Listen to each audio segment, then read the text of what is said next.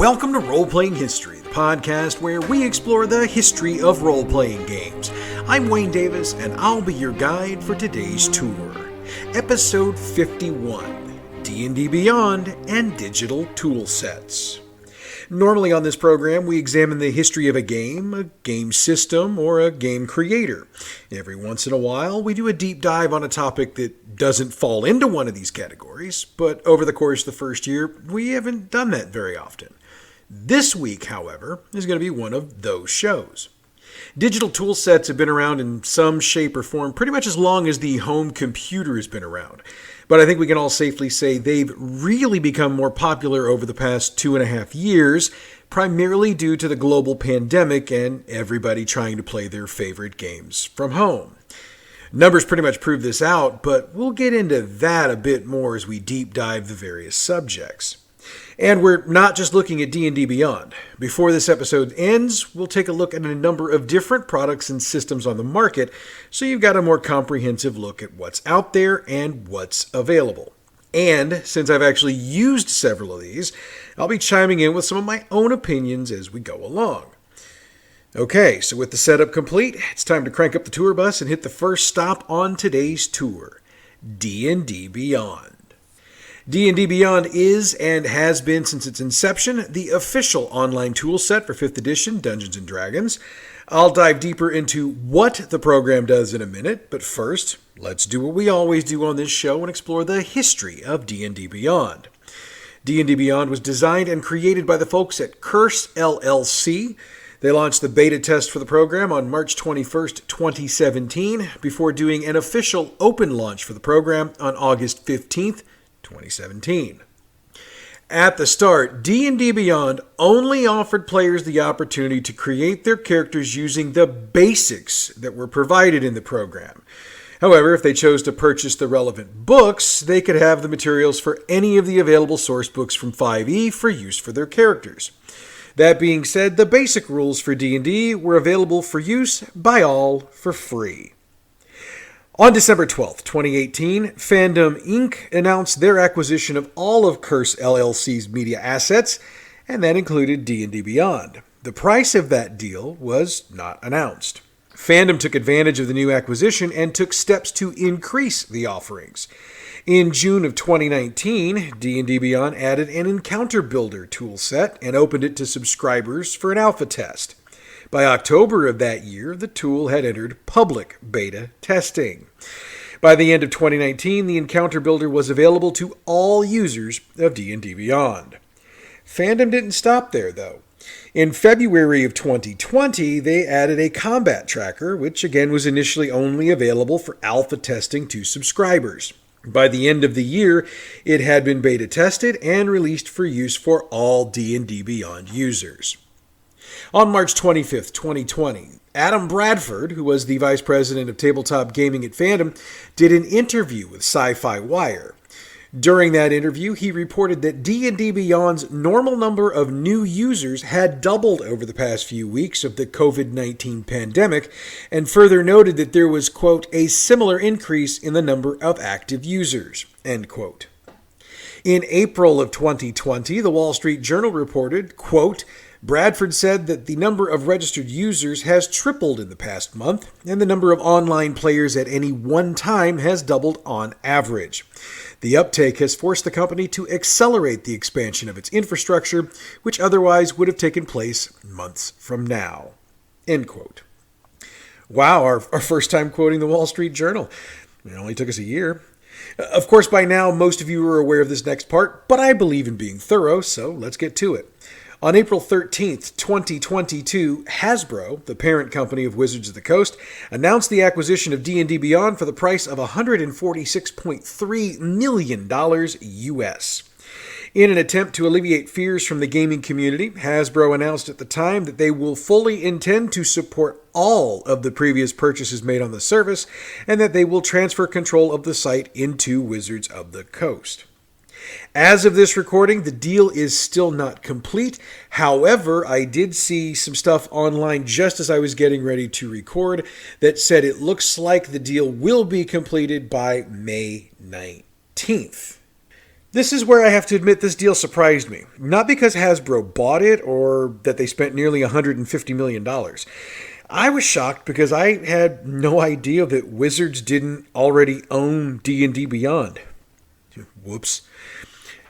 Polygon Magazine gave their thoughts on the deal, reminding readers that, quote, Wizards of the Coast is a large portion of Hasbro's overall earnings since the launch of 5th edition D&D in 2014. With an operating profit of $547 million in 2021, Wizards' business unit accounted for 72% of Hasbro's operating profit for the year. Taking that into perspective, the purchase of D&D Beyond from Fandom for $146.3 million in cash seems like a small price to pay in order to lock down a platform with reportedly close to 10 million users. End quote. Other writers have taken to their keyboards to try to anticipate what Wizards' next moves with D&D Beyond might be, and from more options to the virtual tabletop experience to allowing for a one price, one purchase that would allow for both physical books and D&D Beyond content, the theories run the gamut. Now, with the history complete, I want to expand on my comment from a moment ago about knowing that Wizards didn't already own D&D Beyond. My reasons for that were that you could purchase digital copies of all the released books on the site and use them in the program. Also, Wizards was well represented on the site, as the D&D Beyond homepage had links to the official Dungeons & Dragons channels on YouTube and Twitch, as well as links to the DM's Guild. On top of that, D&D creators constantly were having their interviews and comments posted on the site. For whatever reason, it just never occurred to me to read all the way to the bottom of the page and note who actually owned the site. You live, you learn. Okay, so for those who aren't familiar with D&D Beyond, what exactly is it? As we mentioned in the opening, D&D Beyond is, first and foremost, an online resource for players to build their characters and to allow them to access the character in a digital form during gameplay, thus eliminating the need to print off their character sheet for play. That process also allows for an easier leveling up of characters, as you don't have to mark all over the sheet. The program provides for a system that allows spellcasters to keep track of their spells for the day, as well as all characters with per-day powers to keep track of how often they've used them. As I mentioned during the history piece, an encounter builder and combat tracker have also been added to the program over the years, and those allow for the DM to have to do less math when attempting to determine the proper DC for their group. At this point, you might have noticed something. I haven't mentioned anything about an app. It's because at first there wasn't one. However, in 2018, Fandom announced a mobile app had been released into beta testing. However, this initial mobile app was only designed to be an e-reader for official D&D content. Needless to say, a huge number of users complained about there not being a character sheet or character builder on the app, which most users reportedly wanted. This was fixed by 2020 when the app was updated to include a character sheet and character builder. DM's functions were also supposedly on the way, but as of the sale of the project, those functions hadn't appeared. Okay, so we've examined what D&D Beyond does. Now let's get into the part that's a bit more controversial, which is how did it make the amounts of money to make it worth $150 million? Let me start this point by saying this. Pretty much every article I read or site I looked at took a ton of time trying to explain the costs and what the buyer got. I'm not going to do that. If you want to get deeper into these, the information is readily available online for your perusal, and I would encourage you to do so. Alright, so with the disclaimer out of the way, let's get into it. I mentioned off the top that D&D Beyond is technically free to use. And if all you want or need are the basic rules and any other materials Wizards of the Coast has released for free, that's true. It's also free for a DM if all you're interested in is being able to organize one campaign's worth of characters together in one place. I'll break that all down in a minute. But if you want or need more books for your game, or you're trying to keep track of more than one campaign, that's where the cost comes into play.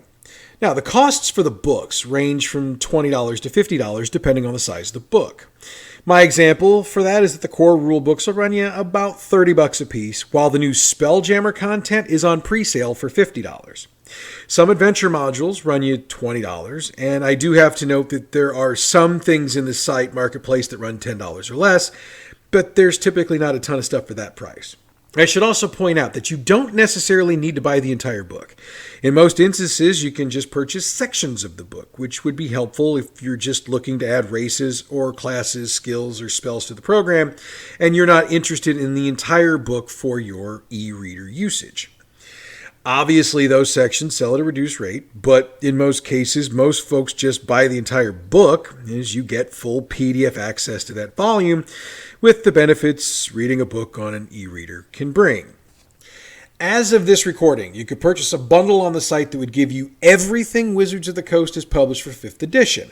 That bundle will run you about $700. But again, it gives you everything. In digital form, anyway. There are no physical books included. So what precisely are you paying for? Quite simply, you're paying for the ability to have all of the races, classes, abilities, skills, spells, and equipment you think you're going to use in your campaign available for access when building and advancing characters.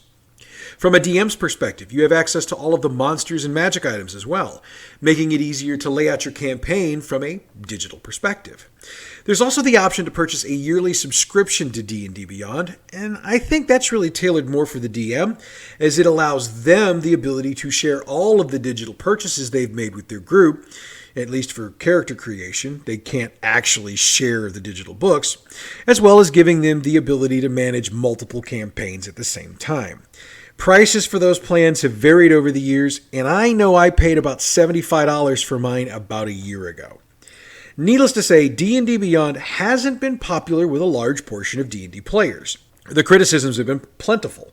One review from Charlie Hall in Polygon Magazine pointed out that D&D Beyond's legendary bundle was about $638 as of the writing of his article in March of 2020. He noted that the cost of the physical books was about the same and claimed that, quote, many players are still defaulting to physical books, end quote. He called D&D Beyond a luxury app and noted that he's, quote, not eager to effectively buy the same content twice, end quote. In truth, that's been the number one complaint I've noted about D&D Beyond online. Folks just don't want to pay twice for basically the same materials. Obviously, before the Hasbro acquisition of the property, it had to work like that, since fandom got their share of the purchase price before transferring the remainder of the money to Wizards of the Coast. However, with everything being under one roof moving forward, as I mentioned, there are hopes this process might change. Another complaint about D&D Beyond comes from the old school gamer who likes having a paper character sheet in their hands. I have a player like that in my group, and I have to admit I ran into issues with printing the character sheets off of D&D Beyond when I ran my last game. We eventually switched to that player using paper only for a while we tried to convince them to use the app. Most of the gaming publications have actually written positive reviews of D&D Beyond. Writers noted that thanks to the character creation system, they'd tried class and race combinations they might not have tried before.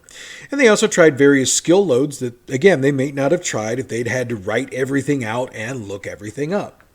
Other writers noted the ease of use of the online program, though those reviews, which were written early in D&D Beyond's life, were begging for mobile apps. Needless to say, they got what they wanted. Okay, so I've mentioned multiple times that I've used D&D Beyond, so I'm going to do something I don't frequently do and give my own thoughts on the product. From a character creation perspective, I like the program. It does give you the opportunity to try other classes and races that you might not normally do, because all you have to do is click on the choices you want to make, and the program fills everything else in. Also, if you decide you don't like something you chose, you can fairly easily go back and make changes before you finalize it. From a DM's perspective, I like the ability to organize my campaign's characters together in one place, so I can monitor the characters and look things up as needed. It also allows me, as the DM, to see player roles, if they use the provided online roller, in real time.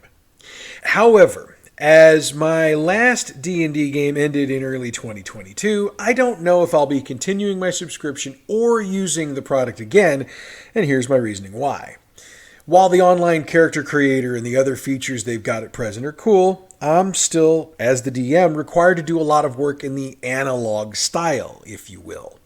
My argument to that is that if I can't have a one-stop shop for my entire game, I'm probably just going to go with the old school method. That being said, if Wizards makes the kind of improvements that have been requested for and or rumored, my opinions of that might change. Now, I need to point out that D&D Beyond isn't the first time Wizards has tried a virtual tabletop system.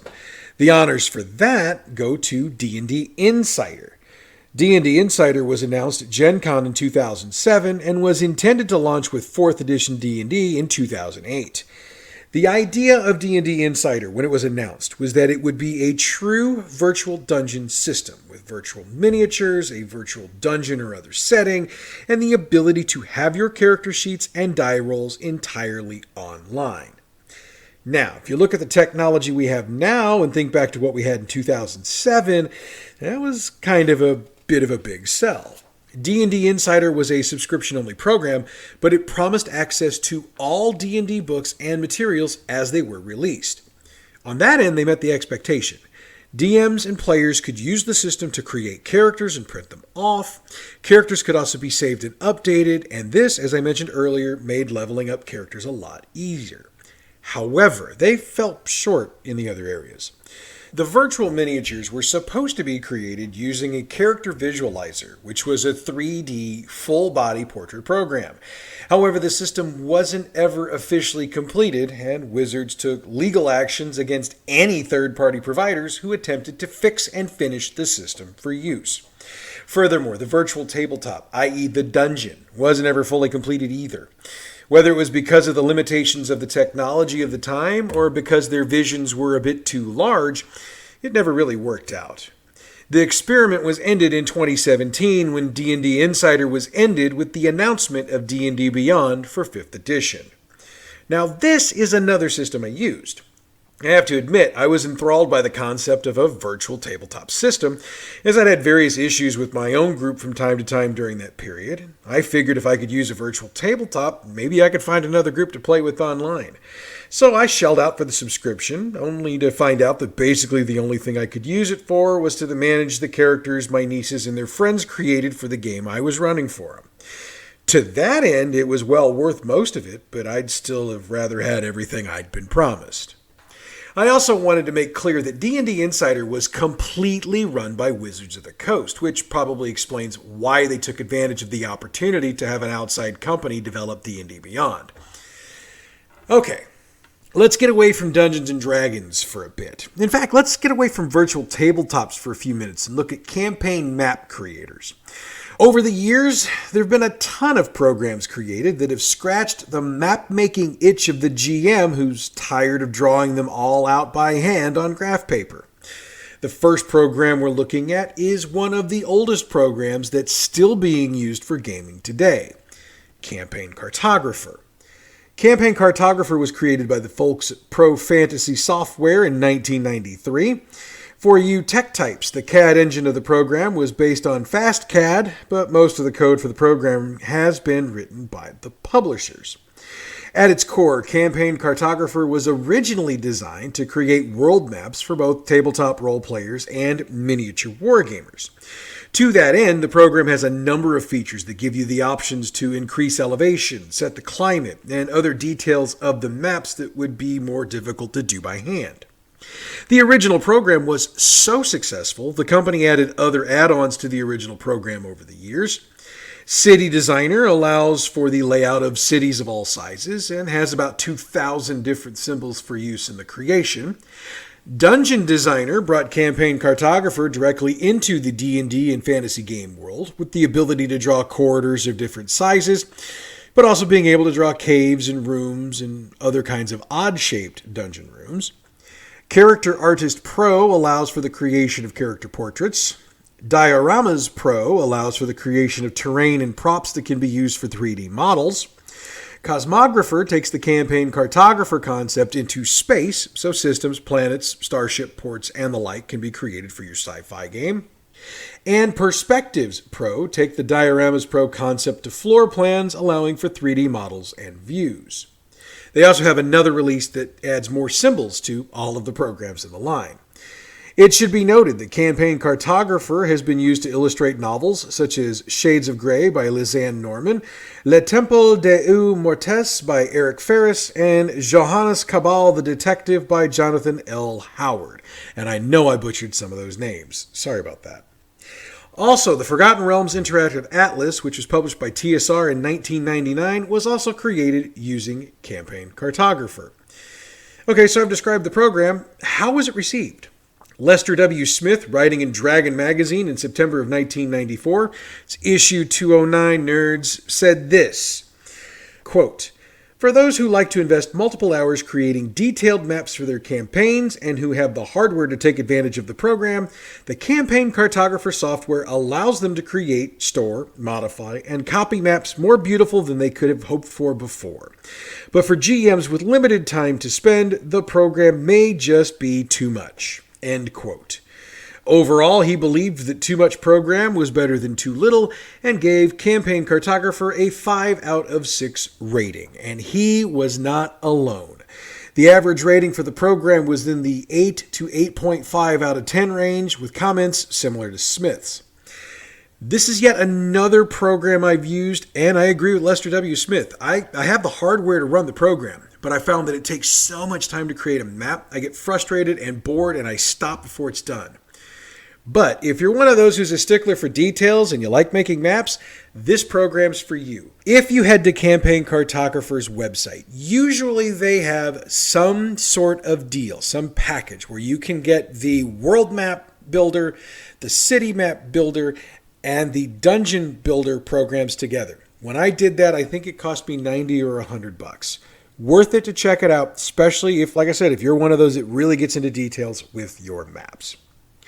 AutoRealm is another map-making program. It was developed by Andy Gurk and released in March of 2006.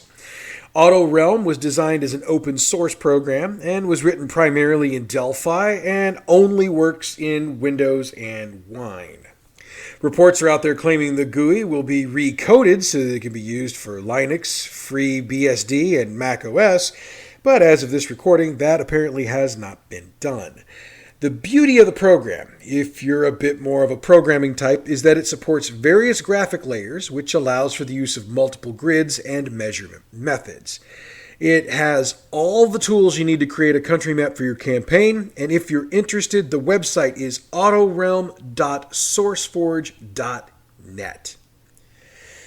Alright, since we took a couple of entries off from virtual tabletops, let's get back into them for our final 2 entries. Fantasy Grounds is probably one of the best known and most used virtual tabletop applications out there. Created by Smiteworks, which was originally based in Espoo, Finland, Fantasy Grounds was released in 2004. In 2009, the company was purchased by Doug Davison, and after the purchase, they purchased licenses for several tabletop role-playing game systems. In 2015, Smiteworks got the license from Wizards of the Coast for official D&D content for 5th edition. Around the same time, Fantasy Grounds became available through the Steam platform. Hey, if you know, you know. In December of 2016, Smiteworks obtained a license from Paizo Publishing for Pathfinder content, and they started providing that in May of 2017. In May of 2019, Fantasy Grounds ran a successful Kickstarter campaign to fund Fantasy Grounds Unity, which is a new version of their software built in Unity. As a gamer, I can tell you I get ads for Fantasy Grounds nearly every day on both my Facebook and Twitter feeds, and I imagine you've probably gotten them too. There are a number of live stream games that utilize Fantasy Grounds as their system for the game, and I also know that when the pandemic began, sales of Fantasy Grounds shot through the roof. So what's so neat about it? Skeptics have noted that Fantasy Grounds has some of the same features as many other virtual systems, virtual dice rolling, character sheets, and maps with a grid system. However, one of the things that makes Fantasy Grounds different from other systems is that they've got licenses for many of the most popular games out there so that you can use their content for your online game. In addition, text chat is a part of the program. Granted, that's also something that's offered in other systems, but the combination of all of these things is what makes Fantasy Grounds a bit different from all the other systems out there. Reviewers of the system praise it for the features and toolsets because they allow players to fully customize their games, including the look of the virtual tabletop. It's also considered by most to be the most reliable virtual tabletop program out there. The biggest complaint or criticism of Fantasy Grounds is its cost. While you can play for free, if your DM has an ultimate subscription, most players will want to get a standard subscription, which is $40 a year. That gives access to basic rules for D&D, Pathfinder, and a few other systems. I should also note that the ultimate subscription is $150 a year and has more perks. But if you want all of the rules for, say, D&D 5th edition, you'd have to buy access to those books. They've got a bundle where you can get the core books plus a few others for $200. The prices are about the same for some of the other game systems that they've got licenses for. You'd also have to pay for adventure modules if you choose to use them. The benefit, though, is that their maps become available to your tabletop if you do. So, the complaint is that Fantasy Grounds charges a bit too much, in the critics' opinion, for things that other systems offer for free. However, if you want to check it out for yourself, they do have a free trial, and you can check it out at fantasygrounds.com. Oh, and one more point. Everybody playing is going to have a subscription unless the DM happens to have an ultimate, so that means everybody would have to shell out. Just wanted to get that out there. Also, I have to admit that I haven't used Fantasy Grounds, so I have no personal comments or views on how it works. The last stop on our tour this week is Roll20.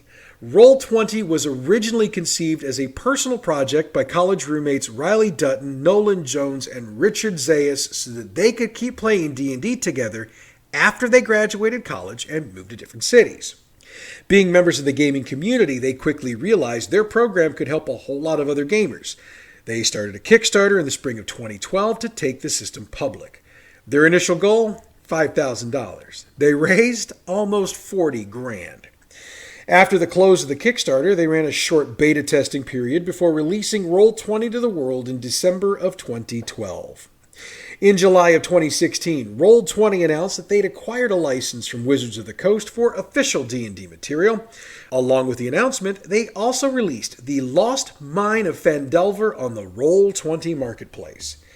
In July of 2015, they reached 1 million users and hit 2 million in January of 2017. In March of 2020, many groups turned to Roll20 when the COVID-19 pandemic hit and used the system to keep their game alive.